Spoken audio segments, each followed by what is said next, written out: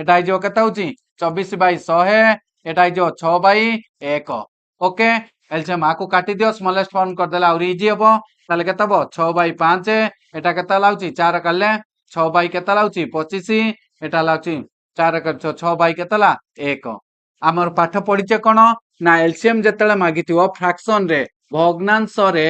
जेतेले LCM मागिथिवो कोन हबो ना न्यूमरेटर रे कोन आइजिवो ना एलसीएम नबो आउ डिनोमिनेटर टा कोन नबो एचसीएफ नबो हेले आमानकर क्वेश्चन सॉल्व हबो but in condition of HCF जेतेले मागिथिवो कोन हबो न्यूमरेटर रे एचसीएफ नबो आउ डिनोमिनेटर टा कोन नबो एलसीएम नबो ये हला हमर थ्योरी पाठ कहूची ताले एबे को हमकु मागिची कोन एलसीएम ताले कोन करबा ऊपर तीनटा तो एलसीएम केतेला 6 तळटा केते एचसीएफ केते हबो 1 ताले उत्तरटी केते हबो 6 6 हेले कोन हबो ना 6/1 6/1 माने आंसर